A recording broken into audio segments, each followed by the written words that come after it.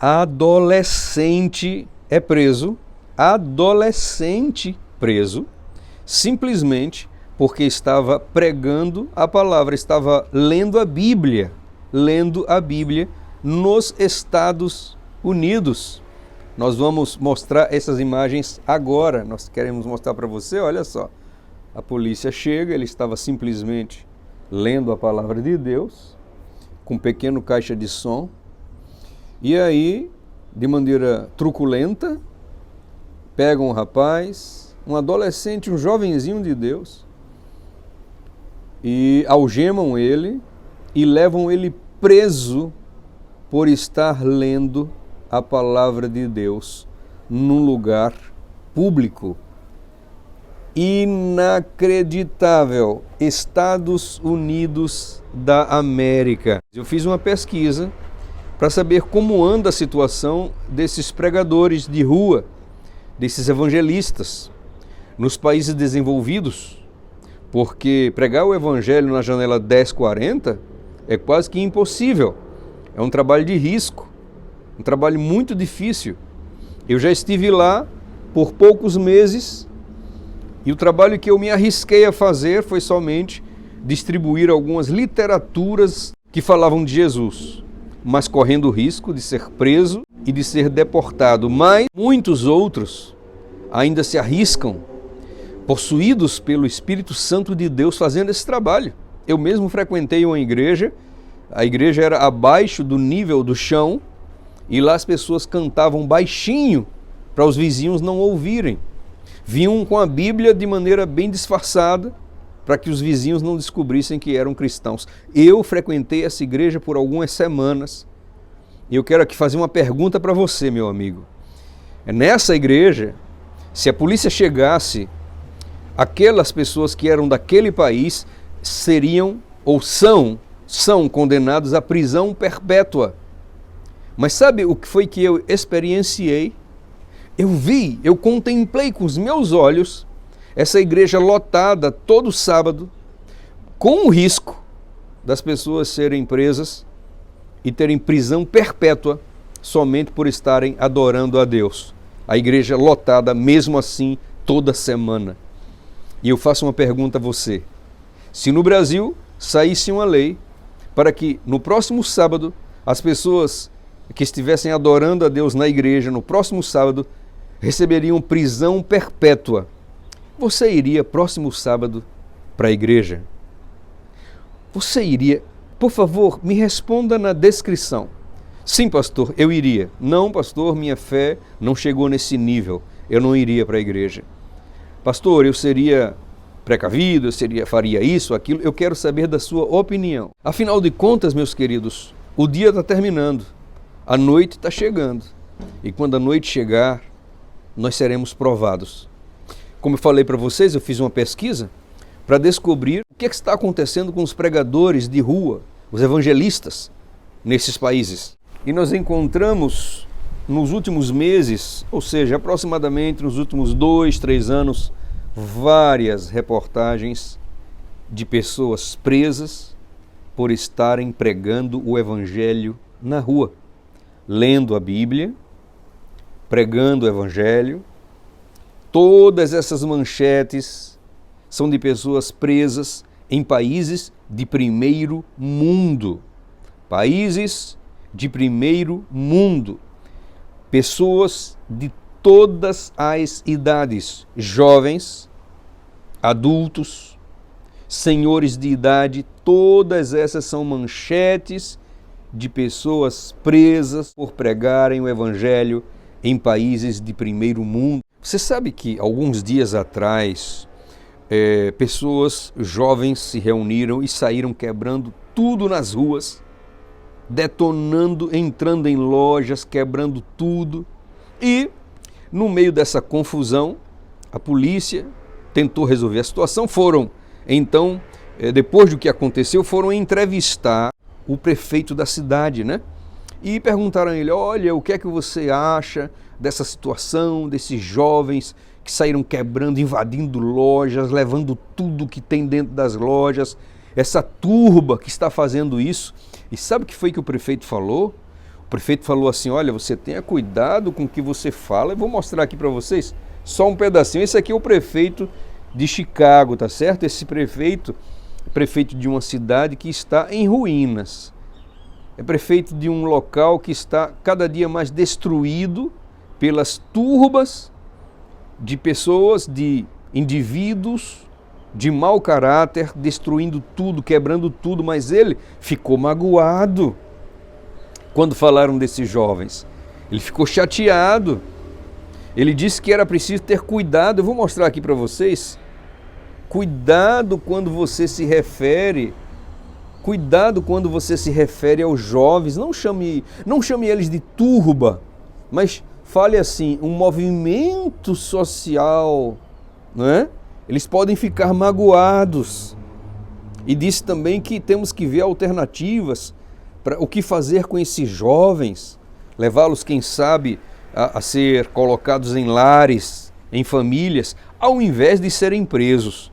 Vocês estão entendendo o meu ponto de vista? Com esses que quebraram as lojas, que destruíram, que invadiram, levaram tudo, temos que ter cuidado como falamos sobre eles.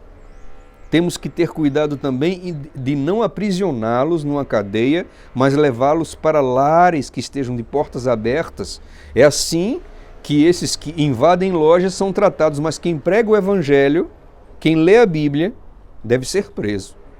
Até mesmo uma senhora, há alguns meses atrás, ela estava orando, preste bem atenção, essa senhora estava orando silenciosamente. Alguém se ofendeu, chamou a polícia e essa senhora foi presa por estar orando em silêncio. Meus queridos, o mais assustador é que isso tudo que está acontecendo são muitas coisas na Europa e muitas coisas nos Estados Unidos. A Europa, berço do protestantismo, a Europa, onde de lá saíram grandes heróis da fé protestante, como Zwinglio, como Lutero, como Melanchthon, como John Wycliffe e John Huss. Esses homens, alguns foram condenados à estaca, e lá na estaca o fogo realmente subiu, porque eles estavam pregando o Evangelho. Foram presos, levados para masmorras. Nos Estados Unidos, a terra onde as pessoas fugiram da opressão papal que perseguia aqueles que queriam somente ler a Bíblia, queriam somente pregar o Evangelho. E esse povo, fugindo da Europa, eles vieram e eles ali fundaram os Estados Unidos da América, um país que começou com os puritanos, começou com os anabatistas, começou ali naqueles primeiros séculos com os calvinistas, homens que defendiam o que estava escrito na palavra, e essa nação hoje aprisiona a quem prega o Evangelho, a quem ora publicamente. Meus queridos, nós estamos no fim do tempo do fim. Eu quero dizer a vocês que em Apocalipse fala uma coisa muito forte. Muitos pastores não pregam, quase não se ouve isso nas igrejas, porque muito se fala da marca da besta, muito se fala da perseguição, muito se fala das coisas difíceis que irão acontecer, mas quase ninguém fala de que muitos serão esses que exercem a fé, que pregam o Evangelho, que não obedecem à nova ordem das coisas, essa ordem nova que está sendo implantada, os que forem desobedientes, que não obedecem à marca, que não seguem a marca da besta, esses serão, então, meus queridos, como nós vamos ter uma fé que possa subsistir a essa perseguição? Apocalipse 13:14, ordenou-lhes que fizessem uma imagem em honra da besta que fora ferida. E no versículo 15, foi dado poder para dar fôlego à imagem da primeira besta, de modo que ela podia falar e fazer, presta bem atenção, e fazer que fossem mortos todos os que se recusassem a adorar a imagem da besta. fossem mortos, eu estou lendo Apocalipse, eu estou lendo a Bíblia, todos os que recusassem a adorar a imagem da besta. Meus queridos, Jesus também nos fala que no final dos tempos muitos serão. Vamos ler? Está escrito em João 16:2: expulsarão vocês das sinagogas, ainda mais, vem a hora em que qualquer que vos matar, julgará estar prestando um serviço a Deus. Qualquer um, virá uma hora, Jesus disse, que qualquer um que vos matar, julgará prestar serviço a Deus. Vocês estão vendo a que ponto a humanidade vai chegar? A pergunta é, como obter fé para esses momentos? Como iremos vencer nesses momentos? Sentado no sofá, assistindo esses programas imundos, sendo cristãos críticos que não fazem nada, servos inúteis? É assim que nós vamos ter fé para vencer a essa perseguição que vai se levantar? Só há uma maneira de obter fé para esses dias. É através do exercício, é através do trabalho, é através de sangue, suor e lágrimas, trabalhando para Deus, dando estudos bíblicos, se envolvendo na obra, porque quando a gente não faz nada, quando somos servos inúteis, quando não fazemos nada, nada acontece. Porque quando nós resolvemos subir a plataforma, quando nós resolvemos fazer alguma coisa para Deus, a nossa vida começa a ter problemas. Sabe, queridos, a única maneira de estarmos prontos é exercitando a nossa fé, colocando os músculos da fé para funcionar, trabalhando para Deus.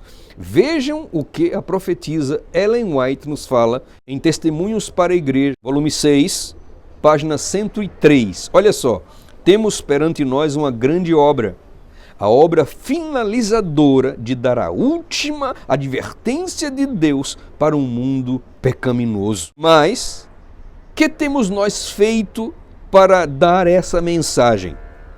Vejam, observem, peço-lhes, os muitos e muitos lugares que jamais foram penetrados. Vejam nossos obreiros pisando sempre as mesmas terras, enquanto ao seu redor há um mundo negligenciado, morrendo em maldade e corrupção, um mundo que está ainda desavisado. Isso é uma visão horrível para mim. Que espantosa indiferença que mostramos às necessidades de um mundo que perece. Olha só, eu vou repetir, que espantosa indiferença que mostramos como igreja às necessidades de um mundo que perece. Meus queridos, se a profetisa ficou assustada, espantada com a nossa indiferença, quanto mais o Senhor Deus. O Senhor Jesus falou assim, olha, assim como o Pai me enviou, eu envio a vocês. Jesus nos enviou para ficarmos somente assistindo sermões na igreja e criticando o pastor e os irmãos? É para isso que Jesus nos chamou? Com certeza Jesus não nos enviou para essa vida insossa, aguada, sem sentido, sem objetivo, egoísta, cobiçosa, vã que nós vivemos. O Senhor Jesus nos chamou para que nós entreguemos a nossa vida pela humanidade, assim como Ele entregou a vida por nós. Meus queridos, esse é o tempo. Acorda, igreja. Desperta, igreja. Preparemo-nos, clamemos a Deus por forças espirituais, pela unção do seu Espírito, e nos levantemos para fazer a obra que Ele nos confiou, assim como tantos heróis que nós vimos hoje estão já fazendo. Esse é o momento, igreja. Que Deus nos abençoe. Até o nosso próximo vídeo. Em nome de Jesus. Amém e amém.